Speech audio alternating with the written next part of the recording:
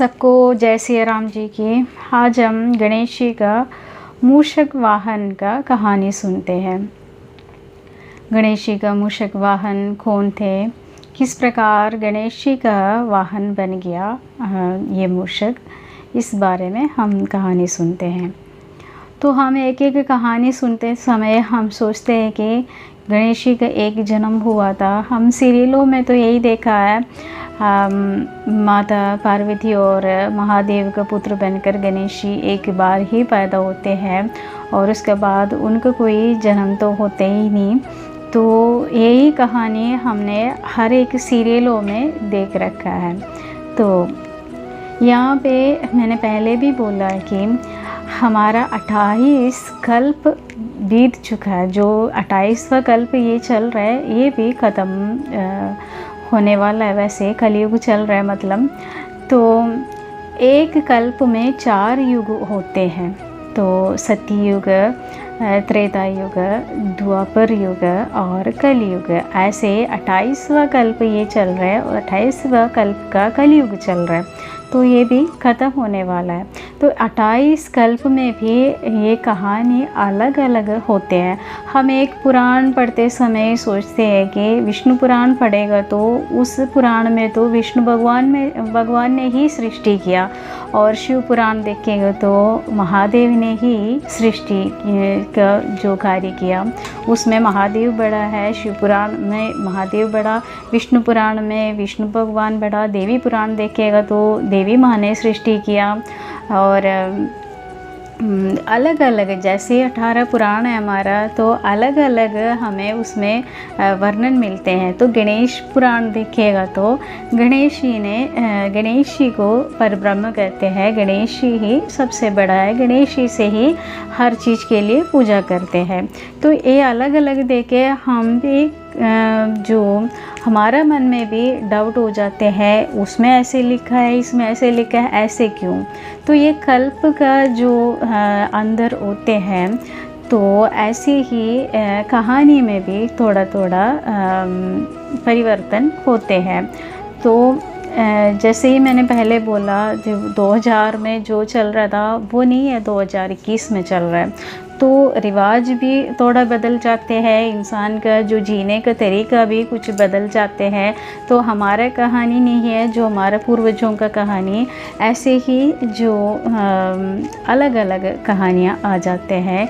ऐसे ही हमारे पुराणों में भी एक ही कहानी में अलग अलग वर्णन मिलते हैं। तो इसमें कोई संशय करने का कोई ज़रूरत ही नहीं है। तो ये सोच लेना। तो ऐसे है, कल्पों का भी अलग अलग नाम है, जैसे वाराह कल्प, पद्म कल्प, श्वेत कल्प, ऐसे से अलग अलग कल्प होते हैं। तो अलग अलग कल्प में 4 युग होते हैं। तो उन चारों युगों में अलग अलग कहानियाँ आते हैं। तो यहाँ पे जो मूषक राज का जो कहानी सुनाने जा रहे हैं कि वो जो गणेश जी, हम जब ये निर्धन का कहानी सुना तभी गणेश जी महोदगढ़ नाम से पैदा होते हैं। या इस कहानी में भी गणेश जी दोबारा पैदा होते हैं माता पार्वती से। सबसे पहले माता पार्वती से जो गणेश जी पैदा होने लग रहे थे, तो माता महादेव को कहते हैं कि मुझे ऐसी कोई शीतल जगह में ले जाओ। तो महादेव माँ को बद्रिकाश्रम ले जाते हैं। वहाँ ठंडक जो जगह है वहाँ माता को अच्छा लगते हैं, वहाँ गणेश जी को माँ पैदा करते हैं इस कहानी में। तो गणेश पुराण से ही है।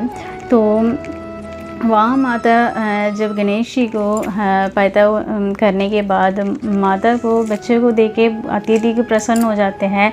लेकिन गणेश जी जब ये जो चलते हैं इस समय द्वापर युग में चल रहा है ये कहानी। तो सबसे पहले सतयुग में जब भगवान पैदा हुआ था, उसी टाइम वो गजानन, उसी समय का जो गजानन माता का आगे प्रकट हो जाते हैं। तो माता देखते हैं कि ये गजानन है। तो देवी देवता जब देखेगा तो मेरा फिर से मजाक बन जाएगा। तो इस बच्चे को मैं देवी देवता का सामने किस तरह प्रस्तुत करूं। इस तरह माँ सोचते हैं कि माँ इस तरह सोचते समय या गजानन प्रकट होके कहते हैं कि तो इस शिशु को आप नहीं रखना।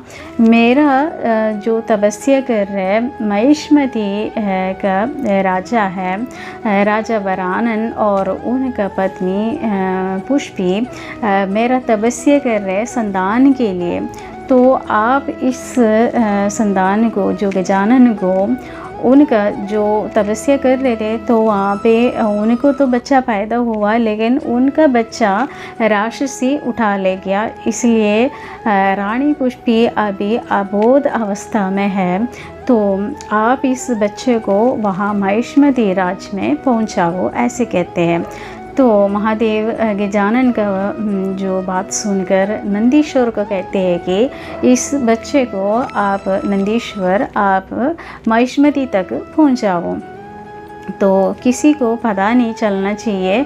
और रानी को जो अभी अबोधावस्था में है, जो बच्चा राक्षसी उठा ले गए, इसीलिए तो उसको जो वापस उसका जो अच्छी अवस्था में आने से पहले, उनका बोध आने से पहले इस बच्चे को वहाँ राजमहल में उनके प्रसूति घर में पहुँचा दो, ऐसे कहते हैं।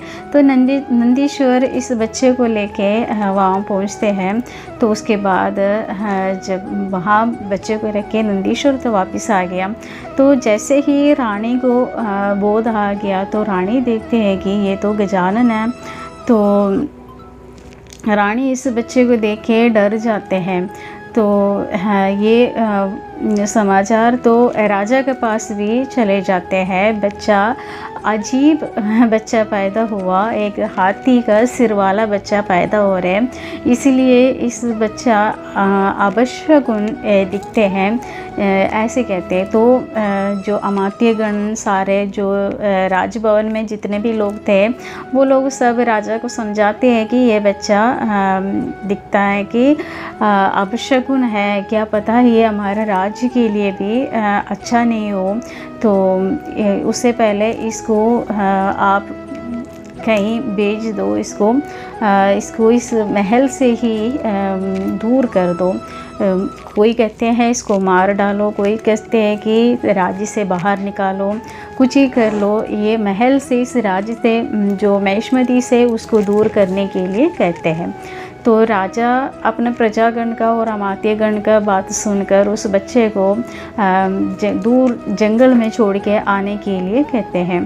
तो इस बच्चे को ले जाकर एक जो तालाब के पास, एक सरोवर के पास रख कर आते हैं प्रजागण। तो वापस आके राजा को कहते हैं कि वहाँ पे कोई इंसान तो जाता ही नहीं, और जो मृग आते हैं, जो शेर वगैरह, जो पानी पीने के लिए, जंगल का जो जीव है, वो वहाँ पानी पीने के लिए जाते हैं। उनमें से कोई व्याघ्र तो उनको, उस बच्चे को खा लेगा, तो आप चिंता ना करो, इस तरह कहते हैं। लेकिन राजा को अपने बच्चे खोने का दुख तो होते ही है, क्योंकि बच्चा तो उन्हीं के थे, तो उन्हीं का सोच उन्हीं के थे। तो मन में दुखी हो जाते हैं। लोगों का कहना सुनकर मैंने इस बच्चे को छोड़ना पड़ा, ऐसे उनको दुख तो होते ही है। तो उसके बाद लेकिन प्रजाओं का बात सुनना भी पड़ते हैं, इसलिए उनका बात सुनकर ये काम किया राजा ने। तो उस घोर जंगल में एक चंडाल उस जगह से जा रहा था। तो चंडाल ने इस बच्चे को देखा, तो चंडाल ने सोचा मैं इस बच्चे को ले जाऊं, ऐसे सोच के उसको उठाने के लिए जा रहा था। तो ऋषि पराशर भी उसी जगह से आ रहे थे, तो उसी जंगल से। तो ऋषि पराशर का दृष्टि एकदम बच्चे में पड़ गया। तो ऋषि जाके पहले तो सोचा ये उस जंगल में तपस्या करने के के लिए गया था ऋषि पराशर। तो पहले तो सोचा इंद्र ने मेरा तपस्या भंग करने के लिए कुछ ना कुछ चाल कर रहे हो गए, ऐसे सोचा। फिर भी वो बच्चे के पास चले जाते हैं, देखे कि एक जीव तो है, तो साधु संत को तो दया अत्यधिक होते ही है। तो बच्चे के पास जाके देखा कि ऋषि पराशर देखते ही गजानन को पहचान लिया। तो ऋषि ने गजानन से पूछते हैं कि भगवान आप इस जंगल में कैसे, आप अवतार लेके इस जंगल में अकेले कैसे? तो वो भी जन्म जन्मांतर तक तपस्या करने के बाद आपका दर्शन मिलते हैं, मुझे तो आसानी से आपका दर्शन मिल गया, ऐसे बोल के रोने लग जाते हैं और बच्चे को लेकर अपना कुटिया पहुंचते हैं। तो अपना पत्नी को इस बच्चे को देते हैं। तो पत्नी वत्सला है, तो पत्नी भी अत्यधिक प्रसन्न हो जाते हैं बच्चे को देके, क्योंकि साक्षात परब्रह्म जो बच्चा बनकर उनका कुटिया में आया है, तो उनको अत्यधिक प्रसन्न हो जाते हैं, खुशी हो जाते हैं। फिर ऋषि पराशर हर वक्त गणेश जी के साथ रहते हैं। गणेश जी को वो मंत्र विद्या, हर विद्या ऋषि पराशर उनको सिखाते हैं। तो उसके बाद ऋषि पराशर का जो आश्रम में रहकर गणेश जी हर विद्या सीखते हैं। तो एक दिन जब गणेश जी खेलने जा रहा था, तो उनको पता चल गया है कि इस आश्रम में, ऋषि पराशर का आश्रम में एक मूषक आतंक कर रहा है। तो गणेश जी को सूचना मिलते हैं कि उस मूषक को कोई भी नहीं मार सकता है। तो इतने आतंक कर रहे, बहुत अत्यधिक बड़ा विशाल काय जो मूषक है, ऐसे पता चलते। तो गणेश जी आके बोलते हैं कि आप मेरा पालन पिता हो, तो आपका आश्रम में इस तरह आतंक चलते हैं तो मैं देखे नहीं बैठ सकता, ऐसे कह के एक रस्सी लेकर जो उस मूषक को पकड़ने की कोशिश करते, तो वो पाताल में जा बैठते हैं। तो गणेश जी यहाँ से वो रस्सी पाताल तक डाल के उस मूषक का गले में फंदा डाल के उसको बाहर निकालते हैं। बाहर आते ही मूषक फिर से आतंक करने लगे। मूषक कहते हैं कि मुझे कोई नहीं मार सकता है ऐसे। तो गणेश जी कहते हैं चलो ठीक है, मेरे साथ तुम युद्ध करो, तो अगर मुझे पराजित कर ले तो तुम जो बोलेंगे वही करेंगे मैं। तो इनके बीच में जो थोड़ा सा युद्ध हो जाते हैं, तो मूषक हार जाते हैं। तो हारने के बाद गणेश जी को फिर भी हार नहीं मानते हैं, कहते हैं कि चलो कोई वर मांगना तो मांग लो, ऐसे कहते हैं गणेश जी से। तो गणेश जी कहते हैं अच्छा तुम मुझे वर देगा, तो चलो ठीक है, मेरा तुम वाहन बन जाओ, ऐसे कहते हैं। तो मूषक कहते हैं चलो इतनी सी बात है, चलो मेरे पीठ पे बैठ जाओ, बस मैं तुम्हारा वाहन बन जाते हैं। गणेश जी जैसे ही मूषक पीठ पर बैठ जाते हैं, तो गणेश जी का बाहर से मूषक को जो सांस मिलना दिक्कत हो जाते हैं, चलना भी दिक्कत हो जाते हैं। तो मूषक कहते हैं कि आप, मैं समझ गया आप भगवान हो, आप परब्रह्म हो, आपके स्पर्श से मुझे मुक्ति मिल गया, ऐसे कहते हैं। तो यहाँ गणेश जी पूछते हैं कि ऐसे मेरे स्पर्श से मुक्ति मिलने के लिए तुम हो कौन? गणेश जी को सब कुछ पता है, फिर भी उनसे पूछते हैं। तो मूषक कहते हैं कि मैं गंधर्व, क्रोंच नाम का गंधर्व हूँ। मैं एक दिन जब इंद्र सभा में जो गायन करते हैं, जो गंधर्व लोग इंद्र सभा में जो गायन करते हैं, अप्सरा लोग नाचते हैं, तो उस गंधर्व को कहीं एकदम जाना पड़ा। तो एकदम वहाँ से उड़ के जाने लग रहा था, तो ऋषि वामदेव का पैर में उनका पैर लग गए। तो ऋषि ने सोचा जानबूझकर उन्होंने पैर मारा, तो वो ऋषि ने मुझे श्राप दिया था, चल जाओ तुम, देखते ही नहीं साधु संत को तो पैर मारते हैं, इसलिए तुम मूषक बन जाओ मंदबुद्धि। इसी तरह मेरे को उन्होंने श्राप दिया था, इसलिए मैं मूषक बना था। तो फिर मैं रोने लग गया था।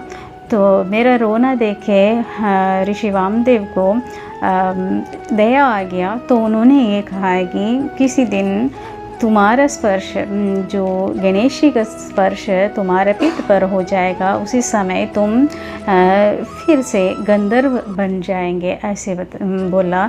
इसलिए मैं आपका स्पर्श लगते ही गंधर्व बन गया। अब आपका अनुग्रह मेरा ऊपर हमेशा बने रहे, ऐसे कहा। गणेश जी ने बोला चलो ठीक है, तुम्हारा इच्छा है, मेरा अनुग्रह हमेशा तुम्हारे पास रहेंगे। तो मूषक कहते हैं कि आपका अनुग्रह हमेशा मेरे पास रहना, तो मैं आपके पास रहना है, मैं आपके पास रहना चाहते हैं। आप कुछ देर के लिए मेरे पीठ पर बैठ गया था, आपका वाहन मैं बन गया था, इसलिए हमेशा के लिए मैं आपका वाहन बनना चाहते हैं, आप मुझे अपना वाहन बनाओ, ऐसे कहते हैं। तो गणेश जी तदास्तु कहकर उस मूषक को अपना वाहन बना लेते हैं। तो यहाँ पे एक गंधर्व थे, क्रोंच नाम का एक गंधर्व थे, जो मूषक बन के गणेश जी का वाहन बने थे। मैंने पीछे भी बताया था, हर एक देवी देवता का जो वाहन बनने के पीछे कुछ ना कुछ कारण होते हैं। तो ये कारण है गणेश जी का वाहन मूषक बनने का। तो ऐसे आशा करती हूँ गणेश जी का वाहन का जो मूषक का ये कहानी आप सबको पसंद आ गया होगा, और पसंद आ गया तो लाइक और शेयर कर लीजिएगा। जो भी सब्सक्राइब नहीं किया वो लोग भी कर लीजिएगा। आप सबको जय श्री राम जी की। और कल गणेश विसर्जन है, तो गणेश जी का आनंद चतुर्दशी मनाते हैं। तो यहाँ पे गणेश जी का नहीं है, तो विष्णु भगवान का आनंद चतुर्दशी विष्णु भगवान का है, लेकिन गणेश विसर्जन में ज़्यादा इम्पोर्टेंट देखते हैं। तो और सबको जो गणेश विसर्जन का शुभकामनाएं देती हूँ। और 10 दिन अपने घर रहकर गणेश जी जाने लग रहे, लेकिन आप लोग ये नहीं सोचना हमारे घर से गणेश जी हमेशा के लिए चले गए, हमेशा के लिए नहीं जाते हैं। वो 10 दिन के लिए जब हमारा मेहमान बन के आया था। अब जाते टाइम आप लोग ये बोलना है गणेश जी हमारे कुछ हम 10 दिन तो आपका पूजन किया, हमारे साथ हमेशा रहना, हमारा जो भी दुख है, जो भी संकट है उसको दूर करने के लिए, हर विघ्न दूर करने के लिए आप हमारे साथ हमेशा रहना, इस तरह प्रार्थना करके ही उनको भेजना है। तो हमेशा के लिए गणेश जी आपका सहायता करेंगे, यही विश्वास रखना, मेरा यही विश्वास है। तो आप लोग भी यही विश्वास रखना। भगवान कभी भी अपना भक्त को छोड़ के नहीं जाते हैं, भक्त का सहायता के लिए हमेशा भगवान को आना ही पड़ते हैं। तो इसी आशा से आज का वीडियो यहाँ ख़त्म करती हूँ। आप सबको जय श्री राम जी की। हर हर महादेव।